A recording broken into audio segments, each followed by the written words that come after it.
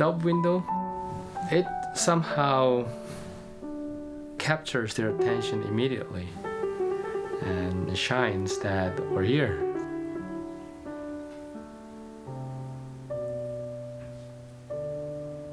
In a bright sunny day, if you enter the dark space of the sanctuary before you turn the light, it looks really alive with all the colors. Dove window is first welcomers if you walk into the sanctuary any moment.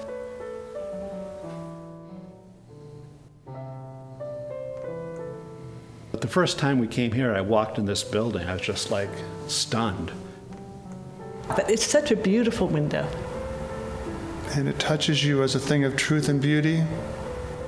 The thing that I loved about the dove window was I couldn't figure out what it stood for, why it was there. And I sat here for many, many, many Sundays pondering, especially during the music, why is that there? What's the purpose? I don't really understand it. And that's what I love about it. The dove window is starting to bow out, which means there's uneven stress on it. If a piece of glass had fallen out that just put a little bit too much stress on that, it would have completely shattered, and quite likely the rest of the window would have just collapsed.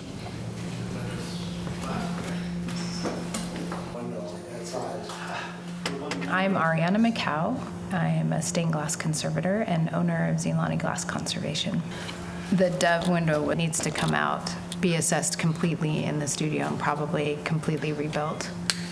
I see cracking in the glass. I see pieces that could fall out at any time. Where are you going first? Go to the top. Okay.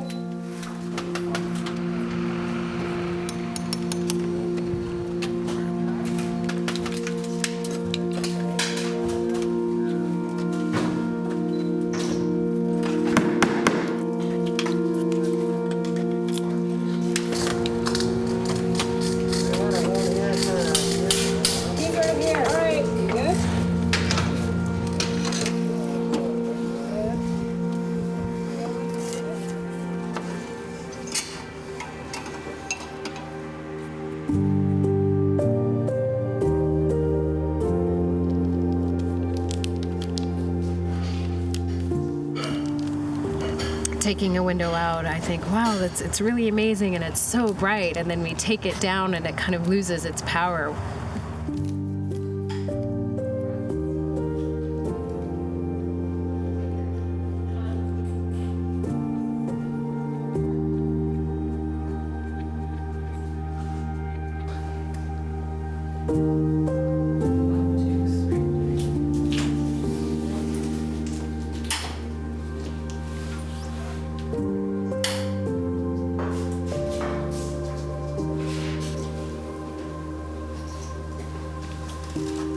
Is there a crack here?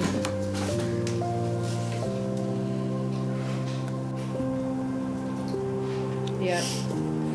And these.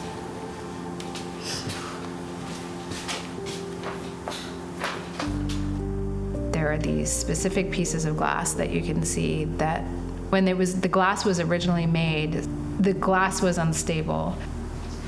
It's that glass.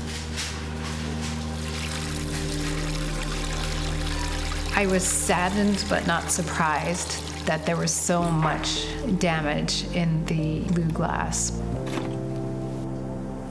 The glass is just sort of crumbling in our hands, so we know it's unstable. Hardly ever, there was only one other piece in the Met that I saw that was to this level where you just can't put it back together. It's just, I don't know, it's like tiny little pieces of crystal that are coming apart.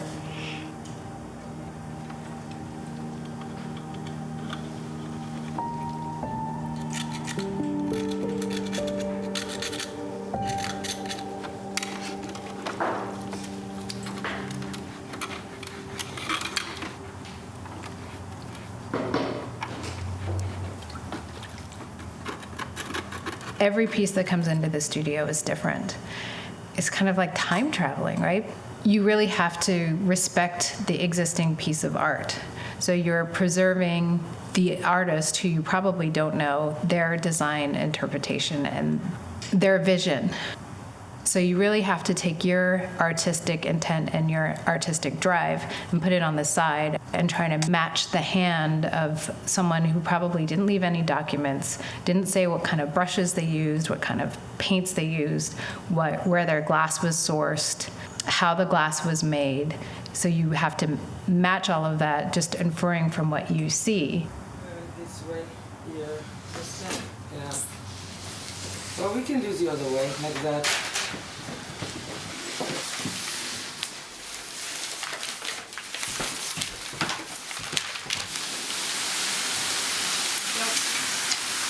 Oh, take the rubbing off after? Keep going? Yeah.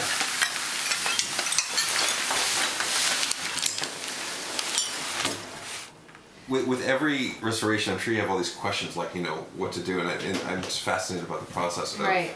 you know, decision making when you're working with someone else's work. The Holy Grail would be some sort of diary or note saying, I was lighting up this window and the glass fell apart and I'm so frustrated I had to put in these extra lines, you know? Yeah. I'm curious, did you figure out what the deal with that piece was? It's not a crack line, Right. it's a cut line. Yeah. It's almost like there is water coming down on the Oh. vase because it has a similar tone than this piece with the plating. Right. So it was intentional. Yeah, I mean, it's always this thing, right? So who do you go with? Do you go with the artist's intent as much as they were able to do? Or do you go with the artist's vision from what you can infer they wanted to do? Or do you go with who actually executed it at the time? Yeah. You know? Yeah, I wonder, I don't get the sense that Porter was I guess he did so many different things. I don't get the sense Bruce Porter was widely known as a painter and as a poet and as a interior designer and a landscape designer and the creator of stained glass windows. If you look at all those bodies of work, when you see his leaded glass work as a body of work, I really think it's one of the strongest things that he did, but it's one of the things that we know the least about. Next to nothing has been written about his windows. What makes his work so interesting is that it's clearly from a creative mind. He really let his artistic vision guide his work. From the earliest known windows, he's using multiple layers of glass to create something completely new and, you know, perfect for the space.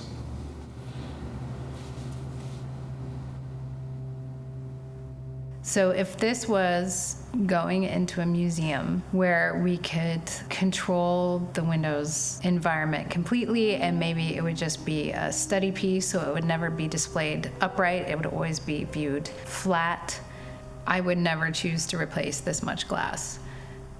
But that's not where it's going. It's going into a working environment where it has to act as a window. It shouldn't be a source of anxiety for the parishioners that, you know, we know that glass is cracked and we know it's going to continue to crack and someday pieces are going to fall out. So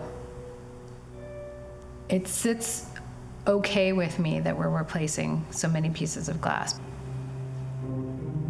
Now our goal is to search for glass that meets multiple criteria. It has to be as close as possible to the same color, same directionality of the streaks in the opalescent glass.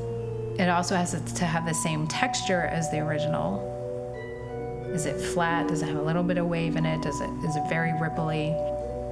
What we'll probably do is just go look in our stock of glass, see if we can find a good match, and then we'll probably spread out as well because there's so much glass we need to replace, saying we're looking for this type of glass. Does anyone have something that's similar that potentially can match?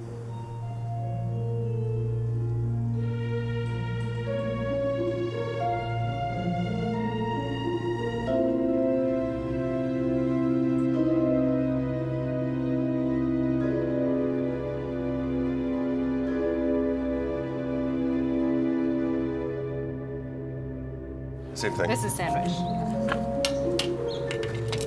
Too much. Too strong? It's just kind of this weird, You just gotta play with just it. gotta play with it. Yeah. The rolled texture, the ripple is on the exterior. Because this thing changes the color, so the perfect glass may not even be a blue. There may be 5 different combinations, not one single combination that solves all the problems. That's, you know.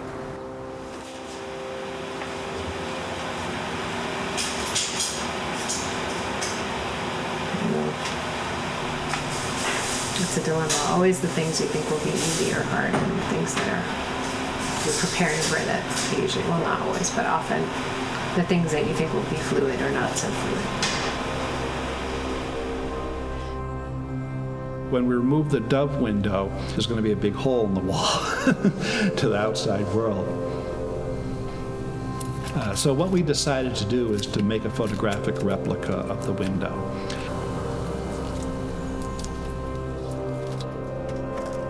That's a little better. It's kind of hard to tell until you get it. At least I will always know that there'll be a facsimile there. But, you know, if it gets to the point where we can't find the glass, I think it would be really disappointing because the window itself is so beautiful and dynamic.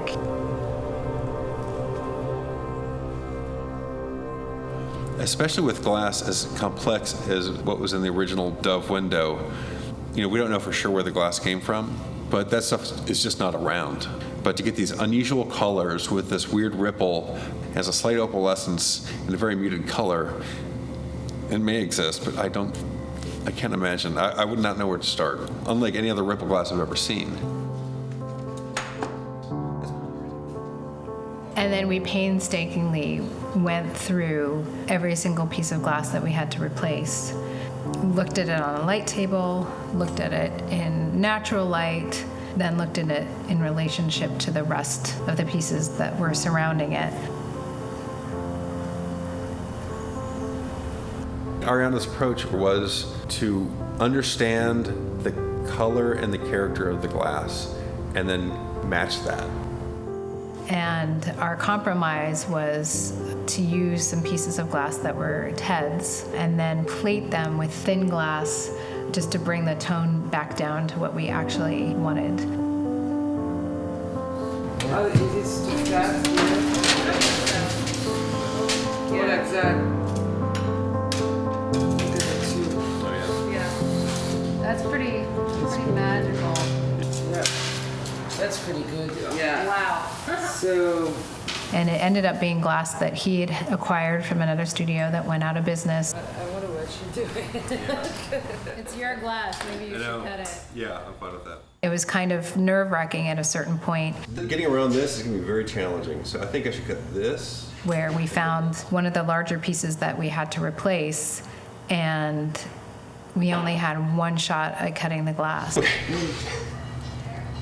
Because you may want to use this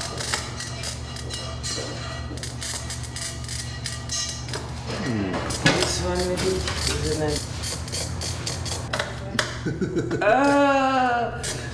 I think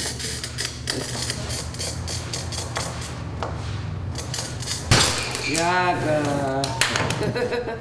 Well, basically, the combination of the glasses that we used kind of equaled the original combination. We could get the color right and get the texture right to be, I thought, a perfect replacement.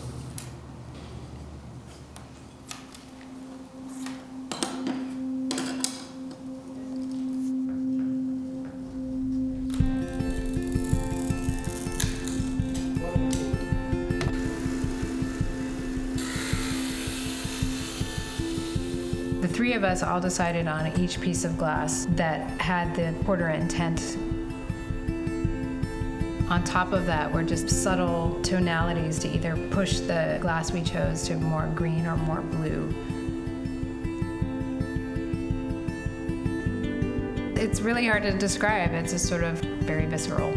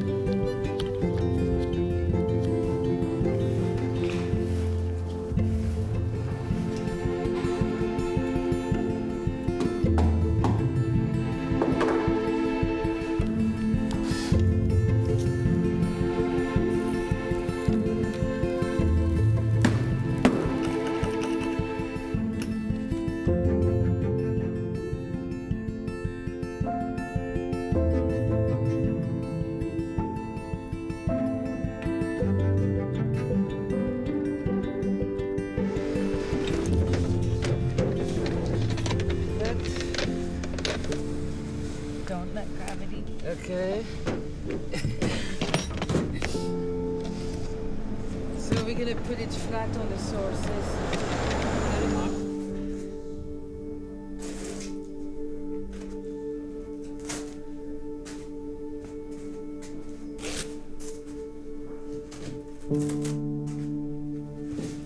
And also see if that corner around on the inside is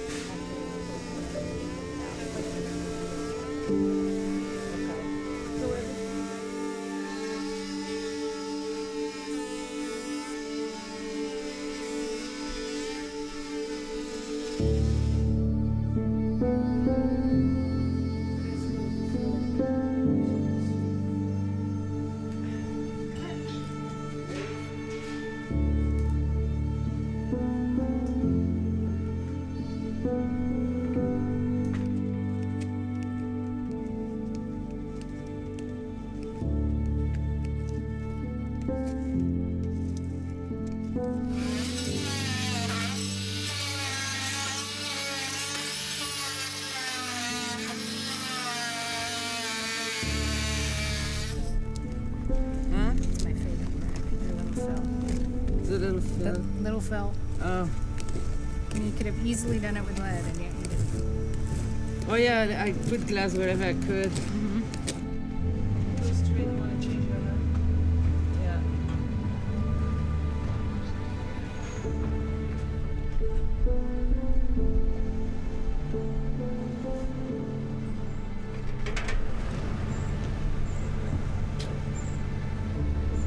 Okay. You don't want to be breaking your back. Okay, 1, 2.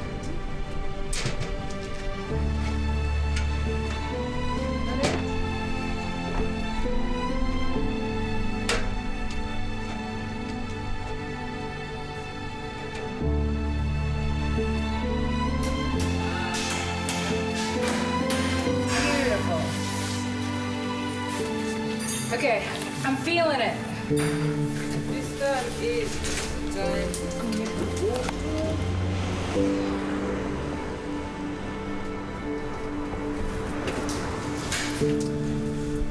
Okay.